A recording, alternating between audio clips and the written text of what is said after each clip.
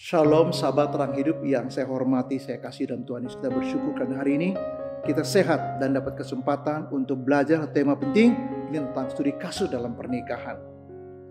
Pertanyaan begini, mengapa suami saya Pak, kalau marah itu mengerikan sekali? Mengapa Pak suami saya kalau marah itu mengerikan sekali?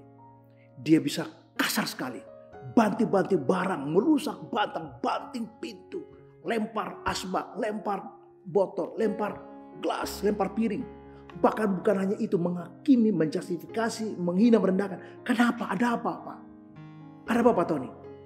Ya, mari saya baca satu ayat dari Efesus pasal 4 ayat 31. Saya bacakan. Segala kepahitan, kegeraman, kemarahan, pertikaian dan fitnah hendaklah dibuang dari antara kamu, demikian pula segala kejahatan. Nah, salah satu kata di situ adalah kegeraman dan kemarahan. Mazmur pasal 37 ayat 8 dikatakan, berhentilah marah, tinggalkanlah panas hati itu, karena itu akan membawa kepada kejahatan. Jadi antara kemarahan dan kejahatan itu dekat sekali. Kalau kita sudah marah dan tidak terkontrol, itu nanti berubah menjadi sebuah tindakan kejahatan. Nah, kalau kita lihat bahwa ada orang yang marah karena memang sifatnya itu temperamental, emosional, selalu emosional, tidak sabaran. Jadi kalau sudah marah, serem. Seperti kasus ini, suka banting barang, banting pintu, lempar piring, lempar asbak, lempar botol, apa aja di tangan dilempar. Bahkan ada orang, dia lempar anaknya itu keluar rumah, saking marahnya. Nah, kemarahan seperti ini, saya kira ini bukan cuma soal sekedar emosi yang tidak terkontrol, tapi sudah ada roh jahatnya. Kok gitu Pak Tony? Iya. Nah, Saul itu awalnya dia iri hati kepada Daud. Karena orang memuji-muji Daud. Bahwa Daud itu Saul mengalahkan beribu-ribu dan Daud berlaksa-laksa. Dia marah sekali. Setelah sakit hati dia marah sekali. Dan cari alasan untuk menyingkirkan Daud. Di awalnya, lama-lama berkembang. Dia ingin menghancurkan Daud. Lama-lama tidak lagi tersembunyi, tapi terang-terangan dia ingin membunuh Daud.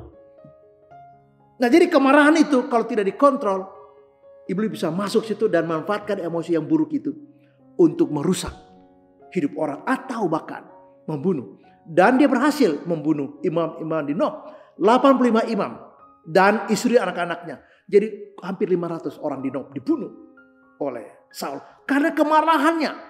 Dan di akhirnya Saul juga bunuh diri. Nah, kemarahan yang tidak terkontrol seperti case ini kelihatan bukan soal emosi saja, tapi ini ada okkultisme.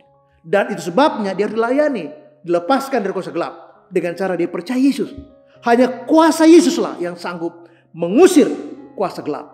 Hanya kuasa Yesuslah yang sanggup mengusir pengaruh kuasa kegelapan. Nah, kalau kita lihat di Alkitab, ya misalnya anak-anak Yakub ketika adik perempuannya diperkosa oleh Sikem, anak Hemor. Mereka begitu marah. Dan Yakub mengutuk kepada mereka karena itu berbahaya sekali. Mereka membunuh semua laki-laki di Sikem karena kasus itu, dan itu menimbulkan sejarah yang buruk sehingga Yakub mengatakan, aduh kita ini sedikit. Kalau mereka bangkit melawan kita, habislah kita. Tapi mereka tidak peduli. Yang penting mereka balas dulu kepada mereka karena adik mereka diperkosa oleh Sikem anak Hemor. Dan sekalipun Hemor datang bicara baik-baik untuk melamar, ya, tetapi mereka menolak dan bahkan membunuh semua pria di Sikem. Dalam keadaan mereka sudah disunat, lalu karena tidak berai mereka dibunuh oleh Sibeon dan kakak-kakaknya dari anak Daud yang diperkosa. Dan ini sangat mengerikan sekali.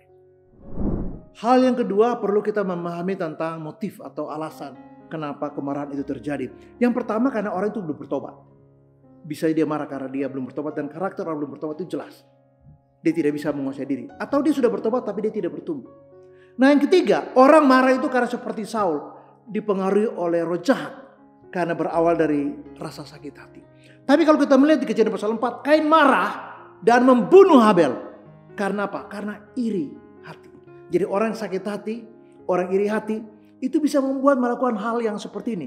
Ya, misalnya Saul. Saul begitu iri hati dan marah, lalu membunuh. Ya, hampir Yonatan mati di tangan Saul. Daud juga. Untung Yonatan waktu dilempar tombak oleh Saul, dia sempat mengelak. Jadi tombak tidak mengenai dadanya. Tapi kalau tidak, Saul tanpa sengaja hanya membunuh Yonatan. Tapi Yonatan mengelak. Di endingnya Saul membunuh Imanenob dan bunuh diri. Nah, jadi kemarahan Saul itu motifnya karena iri hati. Lalu marah dan kemudian melakukan kejahatan. Nah, Kain iri hati, lalu dia marah, lalu lakukan kejahatan, pembunuhan juga. Nah, tapi kalau anak-anak Hemor sakit hati. Anak-anak Yakub sakit hati kepada Sikem dan membunuh orang-orang di Sikem karena sakit hati. Tapi kalau kita lihat Musa marah waktu orang Israel itu mengambil lebih dari 1 gomer. Tuhan katakan setiap orang boleh ambil 1 hari 1 gomer mana. Tapi orang Israel nggak mau dengar. Mereka simpan, mereka ambil lebih dan simpan. Dan besok itu berulat dan bau busuk. Dan Musa melihat itu, dia begitu marah.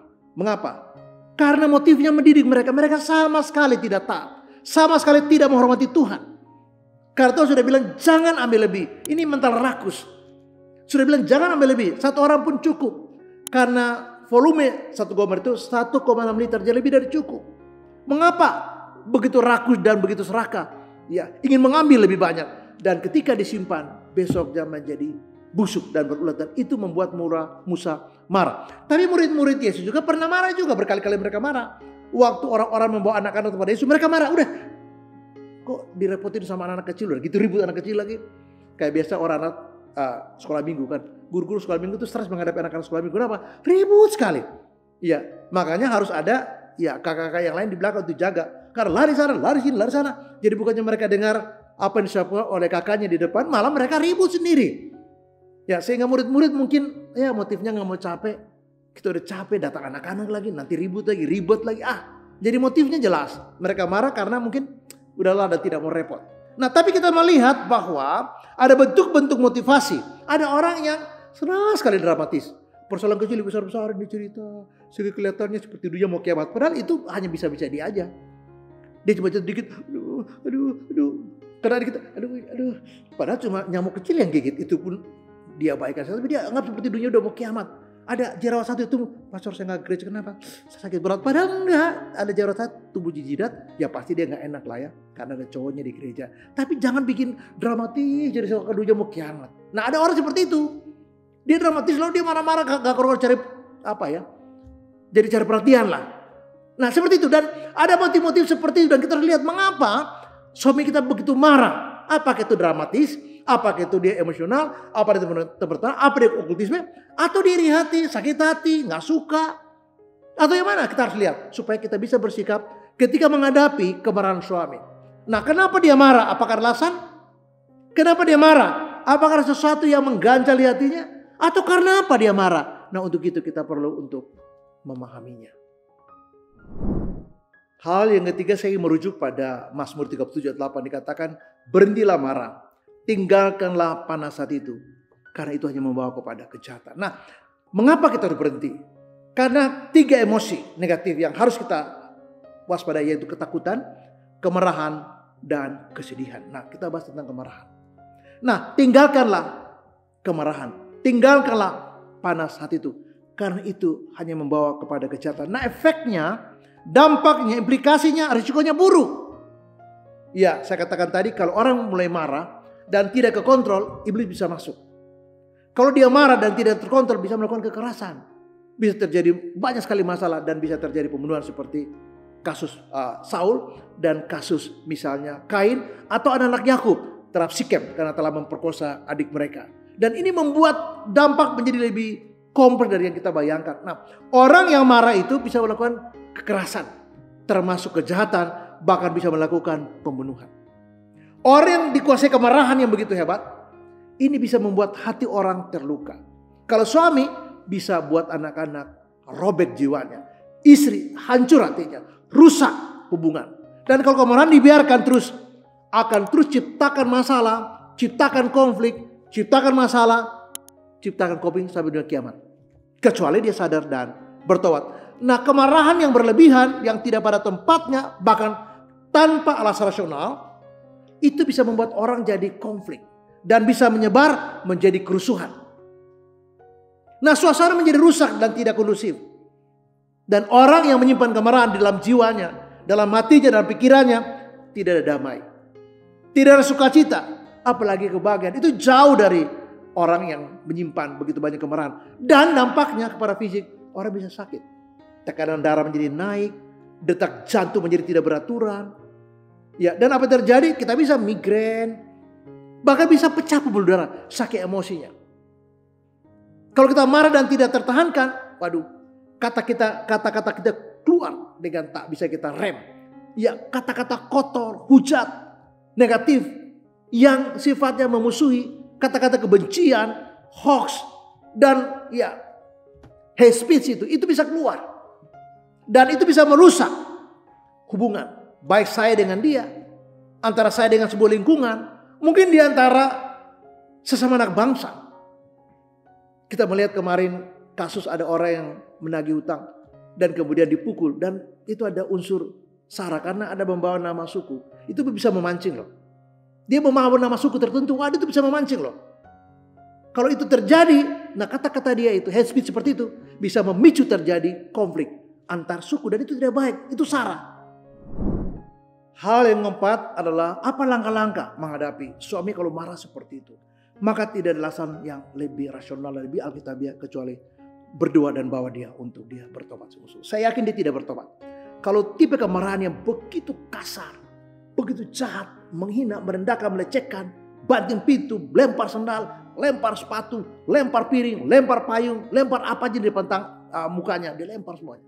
Bahkan ada anak yang dilempar keluar pintu oleh ayahnya. Dan kalau kemarahan jenis itu, saya mengatakan harus dilayani sungguh-sungguh. Bukan cuma bertobat, tapi dia harus tinggalkan itu. Kelihatan itu ada okultisme. Maka harus ada pelayanan lagi khusus. Yaitu setelah dia bertobat percaya Yesus, dibimbing dia untuk bertumbuh, tapi juga dilepaskan dari kuasa gelap. Dan hanya Yesus yang bisa lepaskan orang dari kuasa gelap. Dia harus jadi semacam ada asesmen dasar untuk memperlihatkan sejauh mana kemarahan itu memberi pengaruh begitu dalam hidupnya. Mungkin sudah lama. Mungkin ayahnya pemarah atau ibunya pemarah, kakeknya pemarah, kakak pemarah, adik. Jadi ini keturunan pemarah, roh kemarahan melimpah di hidup mereka. Sehingga apa-apa marah, apa-apa marah, apa-apa marah. Nah, dugaan saya belum bertobat. Jadi bawa dia untuk bertobat dan harus dilayani khusus. Bila perlu kalau sudah berbahaya, bawa dia ke rehabilitasi. Karena ini bisa berbahaya, bisa seperti Kain. Kalau seperti Kain kan bahaya bunuh orang. Yang dibunuh adiknya coba. Dan banyak sekali kekerasan keluarga di mana ada suami membunuh istrinya. Atau istri yang meracuni suami. Itu terjadi, kita tinggal lihat di berbagai kasus di masyarakat. Dia membunuh istrinya, dia membunuh suaminya, dia membunuh anak-anaknya. Dan ini sesuatu yang sudah di batas kewajaran. Dan kalau itu benar, perlu bahkan direhabilitasi untuk ditolong dari gangguan ini. Karena ini tidak benar lagi, sudah tidak rasional lagi, dan ini sama sekali berbahaya. Itu sama dengan kalau kita lihat apa-apa dia ngancam bunuh, apa-apa dia pegang golok, apa-apa dia. Bahkan ada satu kasus di mana istrinya itu dilempar oleh suami pakai pisau. Untung istrinya ditolong oleh Tuhan. Tidak kena. Kalau kena gimana itu? Pisau komando. Itu kalau tembus dan tajam sekali pisau itu. Bahkan ada suami yang mengerahkan pucuk pistol yang tembak. Untung nggak kena. Tapi dinding yang robek itu, yang bolong itu saksi. Suaminya pernah ada upaya untuk menembak istrinya. Padahal cuma salah paham. Bukan masalah besar, salah paham. Jadi kalau kasus sudah seperti itu, udah melampaui batas, kalau tidak bawa direhabilitasi, harus bawa di rumah sakit jiwa. Karena saya anggap ini sudah gangguan jiwa. Karena tidak normal. Masa suami dengan pucuk pistolnya mengarahkan ke kepala istrinya, untung Tuhan tolong. Sehingga tidak mengena kepala istri. Kalau kena, wah apa yang terjadi? Terjadi pembunuhan di situ. Dan mengerikan sekali. Nah kalau sudah begitu, nggak ada pilihan kecuali bawa dia pada Yesus. Dilayani secara khusus, dilepaskan dari kebiasaan atau ikatan kemarahan. Dan itu dari kuasa gelap. Hal terakhir menutup renungan saya katakan begini. Kalau situasinya sudah gawat, saya menasihati untuk harus ada bantuan. Datang konsultasi ke konselor atau ke psikolog atau ke psikiater. Dan dengar rujukan mereka. Kalau sudah parah sekali, nggak ada pilihan. Ini harus masuk di panti rehab atau masuk di rumah sakit jiwa. Kalau tidak ditolong dengan segera, bisa berbahaya sekali. Hindari hal-hal yang memicu menjadi trigger bagi kemarahan suami. Kalau sudah di ambang batas, istri bukan hanya harus cepat bertindak, harus cepat dibantu. Harus ada intervensi. Kalau tidak, hal-hal yang berbahaya, yang merugikan, yang mengerikan bisa terjadi. Karena barangkali dia sudah tidak dapat menguasai dirinya. Ini harus bantu dengan treatment khusus dan pengobatan khusus. Bahkan perlu ada penanganan secara medis oleh psikiater supaya emosi kemarahan itu bisa ditekan sambil dia dilayani, supaya dia percaya sungguh-sungguh, dia bertumbuh sungguh-sungguh, dan dia tidak tenggelam dalam kemarahan yang menghancurkan seluruhnya. Terus memberkati dan shalom. Amin.